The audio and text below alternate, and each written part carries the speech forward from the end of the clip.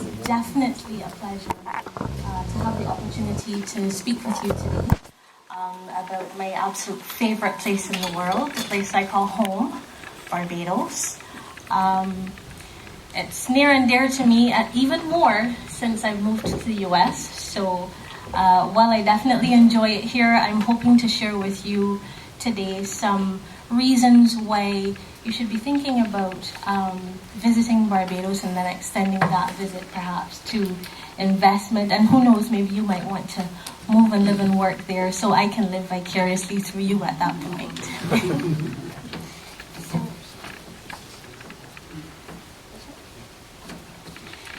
Okay. Sorry.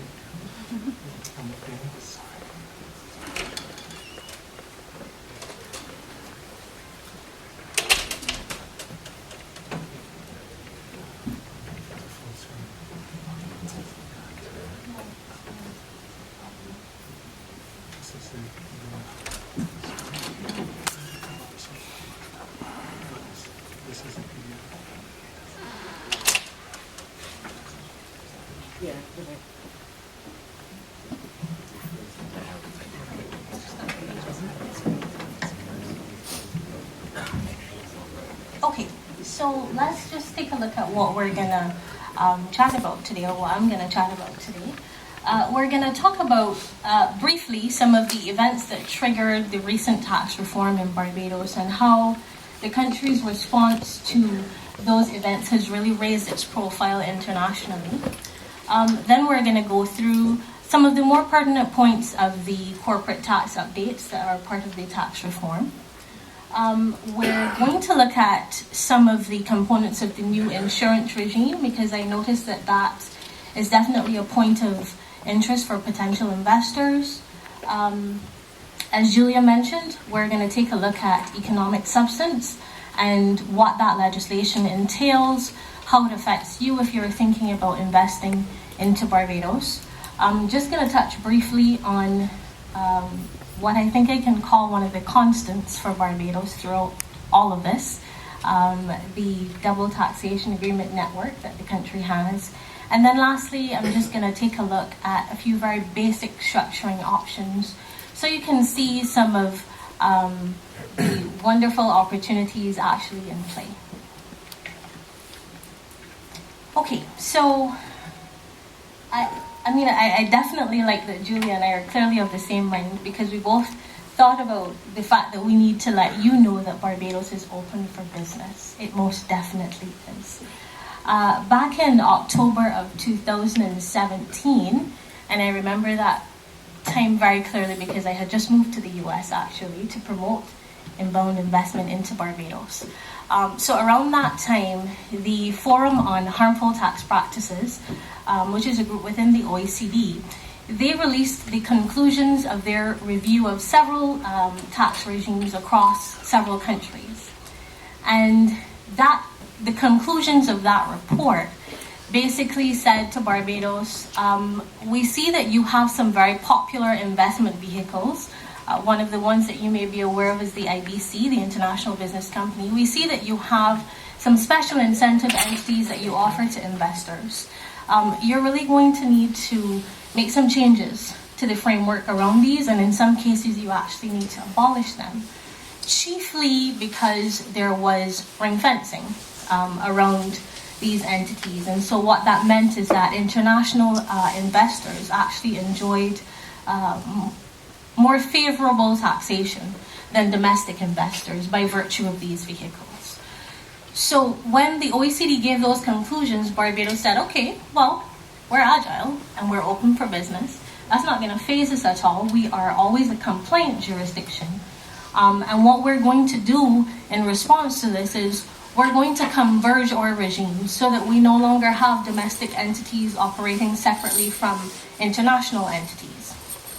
And so that was really the start of the tax reform that I alluded to earlier.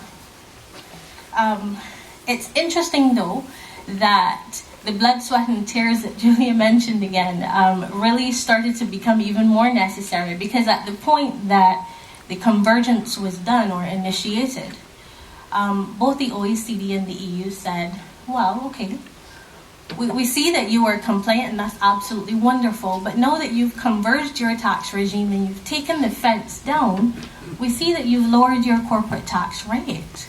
So now you fall within the scope of what we call a low or nominal tax jurisdiction.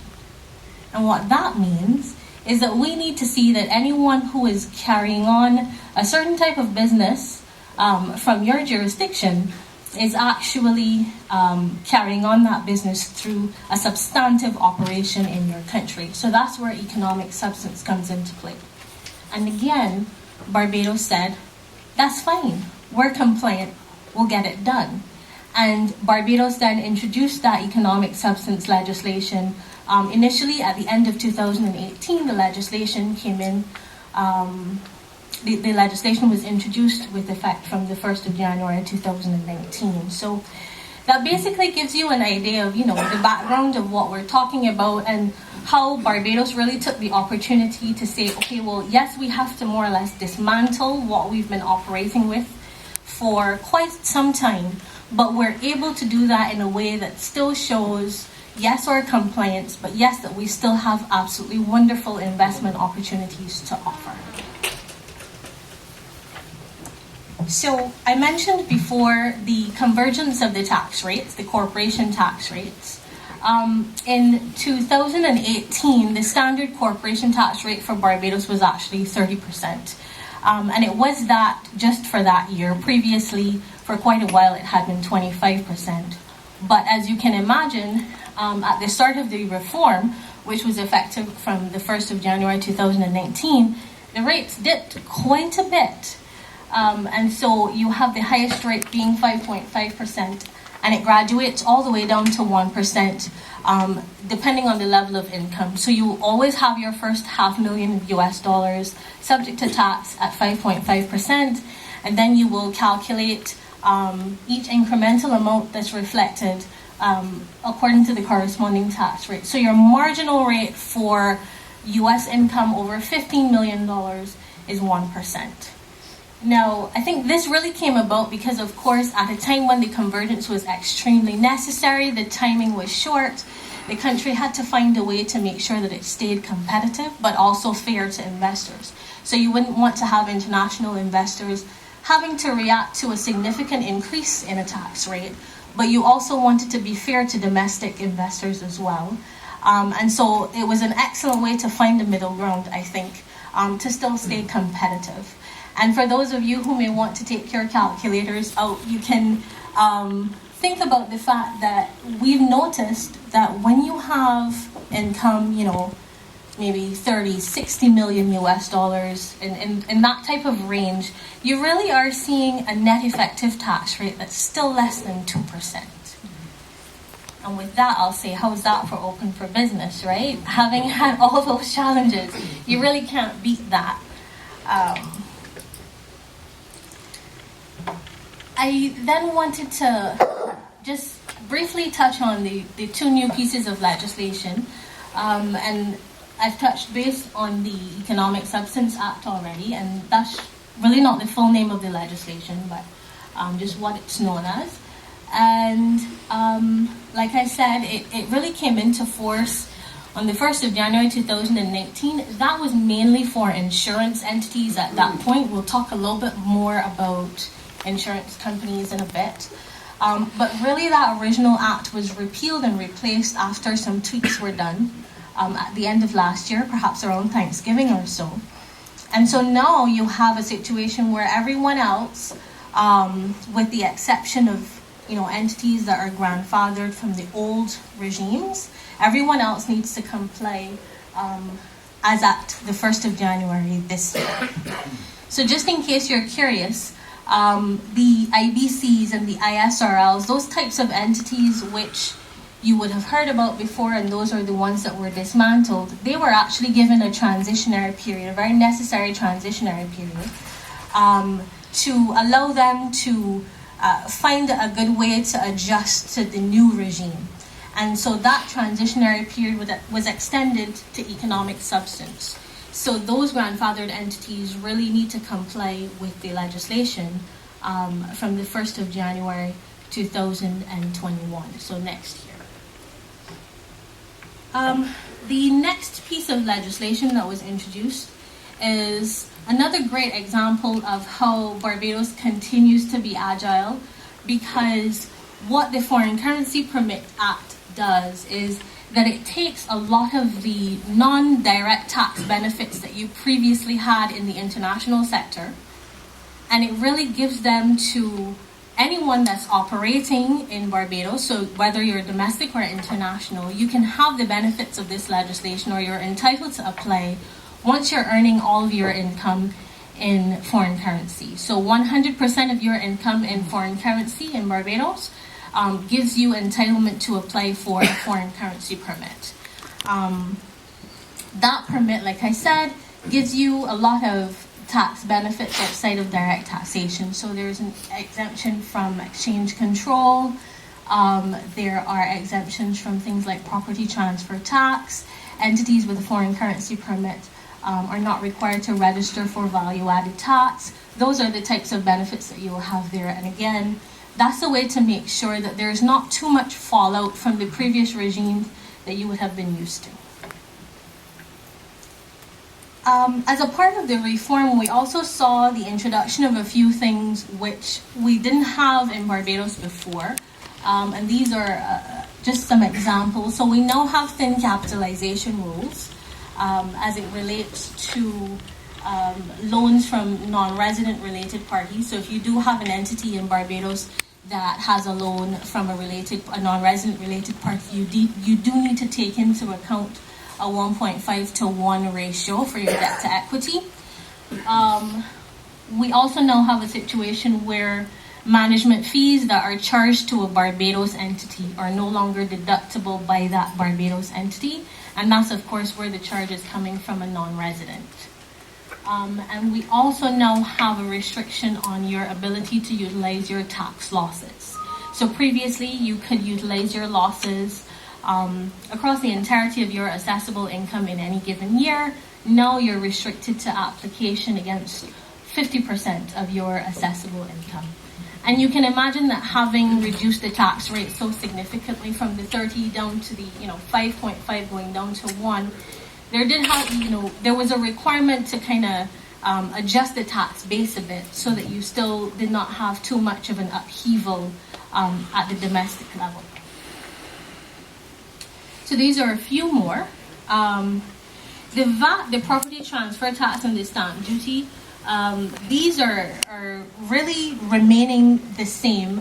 The change here is that the old rates that you see there, when you see the 0 or the exempt or the US $5, those are factors that were, or benefits rather, that were attributed to the old international entities, the internationally licensed entities. So when you see the new rates, and for those ones you see 0 if holds the FCP, or you see exempt if holds the FCP, that's really just to show you how you're continuing to have those benefits but under a different mechanism. So now it's if you hold the FCP, and of course that does not require an international license. That's available to any investor, domestic or otherwise. With the withholding tax, there have also been some changes by virtue of a practice direction or policy directive rather that was issued by the Barbados Revenue Authority. We're waiting for the legislation on this, but what it really does is that it takes the withholding tax away from payments of interest and royalties and other payments to non-residents. We previously had such an exemption for dividends, so this is just an extension of that, of course, to further kind of liberalize the regime a little bit and give some additional advantages.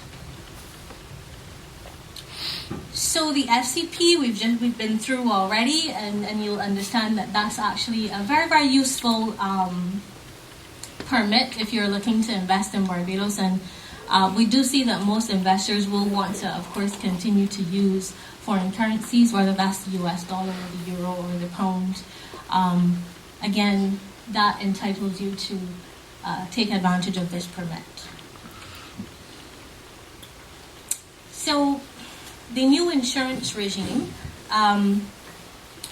like I mentioned, there was a requirement by the OECD chiefly to have Barbados kind of dismantle the international regimes that it had had for many years. And amongst those entities and those sub-regimes, so to speak, was our captive regime, where we had a few products that were subject to tax at a very low rate or not at all. They weren't paying any tax at all. These captives were very, very popular. And there was an attempt to take a look at the regime and to notice that if you just took those captives and you kind of put them into the new converged regime, the product was not going to remain as competitive. So more thought was put into this, and then the conclusion was reached that to stay competitive, to have as little disruption as possible in the captive market, you'd kind of section the insurance regime off a bit as it relates to taxation. And you would take a look at their taxation based on a few things, one of which is the amount of risk that's involved in that particular insurance product. So now the insurance regime, rather than having, in domestic insurers being taxed one way and international insurers taxed another, all insurers are now subject to a class system. So you now have class 1, and these are related party insurers. And because, of course, there's very little external risk involved in that, they're really subject to tax at 0%. Class 2 would include third-party insurers, and they're taxed at 2%. And there are a lot of reasons why that is actually very attractive for some investors, especially when you think about the application of double taxation treaties and a need really to ensure that there is some tax liability being picked up by the entity. And class 3 really is a catch-all for anyone operating in the insurance regime, so insurance managers and brokers, etc. They are also taxed at 2%.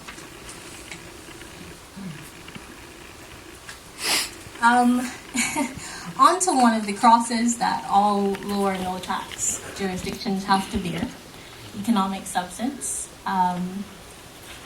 Becoming one of my favorite topics, interestingly enough. Perhaps it's because there's so much going on with it, but it's also very interesting to realize that when you look at this, people are often saying, hold on, what does this really mean for me?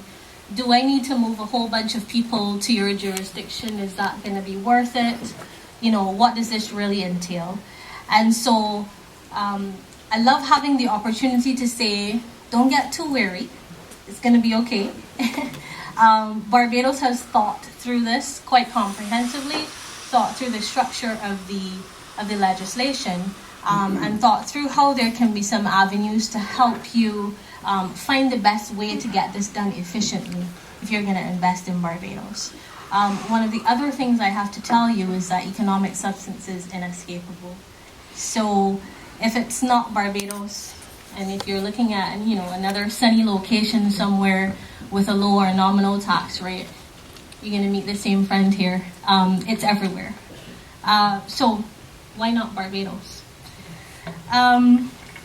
Like I mentioned before, we had the first piece of legislation that was then tweaked a bit and repealed and replaced by the newer piece of legislation. And it basically says that if you are a resident company and you're deriving income from a specific set of activities, then you are required to have economic substance in Barbados. Okay? So let me just go through very quickly what's a resident company? What are these activities we're talking about? And what really are these requirements? And are they enough to give you pause, or can you say, okay, this really is what I was planning to do there anyway? So a resident company, for the purposes of economic substance, takes a look at the direction of management of the company. Where does the board of directors of the company meet? Where are the decisions made? So for the purposes of the Act, we need the board of directors to have the meetings in Barbados. And whenever I say that to clients, they're always saying, great, happy to. Can we have all of our meetings in the winter time? That would be great. And then, of course, sometimes we have the C-suite executives asking, well, we're not on the board, but can we invite ourselves to the meeting as well? So we need to have the board in Barbados. We need to have the strategic decisions that are made as it relates to the business of the company. We need those decisions to be made at those meetings in Barbados. You really ought to aim for a quorum of the board physically present in Barbados at those meetings as well. You need to minute those meetings and keep the records of those minutes in Barbados. Of course, that's important because you are then able to evidence that you have done what is required at that level.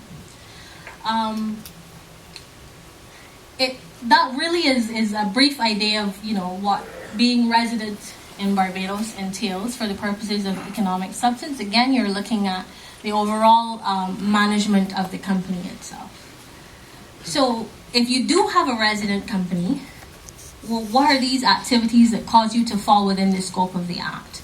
Now, there are a few that are listed in the Act itself. The list is not exhaustive because the government really has the authority to add to the list at any one time, but the focus of the Act is really on geographically mobile activities. So these are the types of things where you can set up your company and anywhere, really, and it does not have to be where your market is, because of course those are the types of activities that the OECD and the EU are monitoring, because if you can do it anywhere, then it means people were able to set up, the brass plate company where you just have a name and there's nobody there, and so these are the activities that are targeted by the Act. So you have things like finance and leasing, you have holding companies, you have headquarters companies or businesses, holding companies, sales and distribution, shipping. There are quite a few. And intellectual property, of course, is one of the ones that proves to be very, very interesting. So if you're looking at doing any of these things in Barbados and you are a resident company, then of course you need to now look to see if you're deriving income from these activities, well, what really are the requirements that you need to comply with by virtue of the economic substance requirements. And really what they are is that you need to have your core income generating activities done in Barbados. So let's say, for example, you have a financing business. Whatever activities you need to operate that business, to earn income for that business, you need to have those done in Barbados. So you're looking at things like, if you're looking at your loan portfolio to manage the risk, to look at your interest rates, to expand your portfolio, those are the types of things that you need to have someone in Barbados actually taking a look at and effecting. So your day-to-day operations that generate income, those need to be done on island. And to support that, the test requires that you have adequate personnel in Barbados to perform those activities. You need to have and be able to show adequate operating expenses, which will of course evidence that you are performing the core income generating activities on island. And you need to have adequate physical premises on island as well. I find that sometimes gives people pause because you're wondering, okay, well, most of my expertise is in the US where I am. Is that feasible for me? And again, with some agility, Barbados has provided a provision that allows you to outsource some of these core income generating activities. So if you can find a provider on the island, and you can, who can perform these activities for you. All you need to do is to be able to control and oversee the activities that are being performed for your entity. So let's take insurance as an example. You are very able to obtain the services of an insurance manager to perform your core income generating activities. If that insurance manager operates from Barbados, performs their services in Barbados, once you are directing and overseeing the functions that they perform, the functions you've outsourced to them, then you're fine. So it's not a situation where in all cases you need to move someone to the island. We definitely have a lot of the expertise that you'll need across many, many industries and sectors.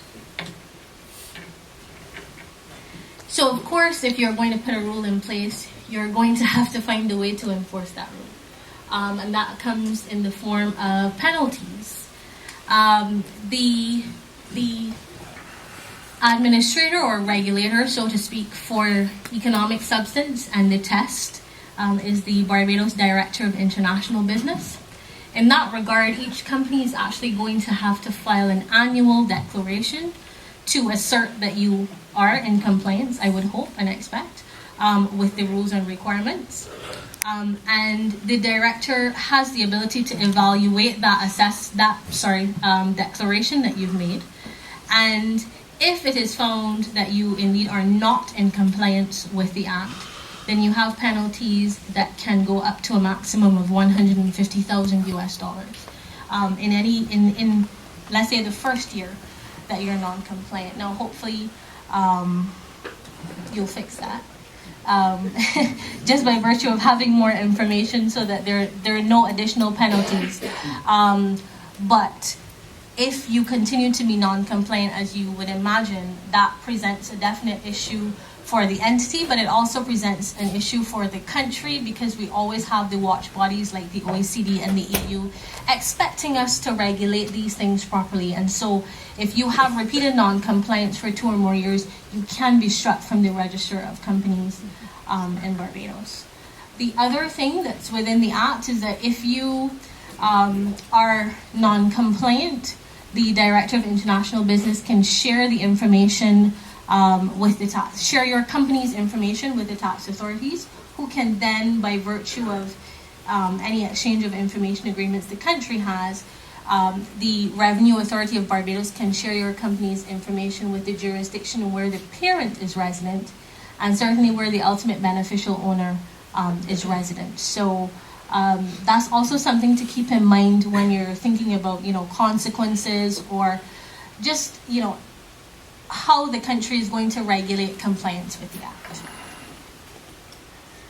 I'm just going to touch very, very briefly on double taxation agreements. Julia mentioned they're in excess of 40, and Invest Barbados has a wonderful website where you can find the full text of each of the agreements and the protocols as well.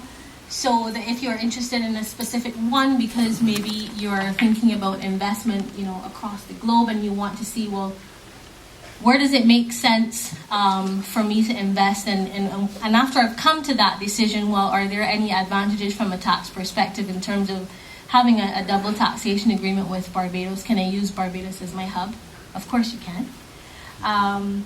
So yeah, it's a really, really expansive network. There is Europe there's Latin America, and of course we have the CARICOM Treaty, which gives you the benefit of 10 member states, basically. So investment into the Caribbean is done quite efficiently and effectively through Barbados. So after all that information, we're just going to take a look at some basic structures that I've seen bring some reward to investors. They, of course, are not very detailed because when you're looking to invest, you want to have a structure that's tailored to your business, to your reality, and to your future plans for your business as well. So these are very, very basic. Like I said, Barbados is excellent to use as a hub, and in this particular example, what I've done is to show using Barbados as a holding company. If you want to invest, absolutely anywhere. Barbados is great. Of course, it's even more great if you're planning to invest in one of the countries with whom we have a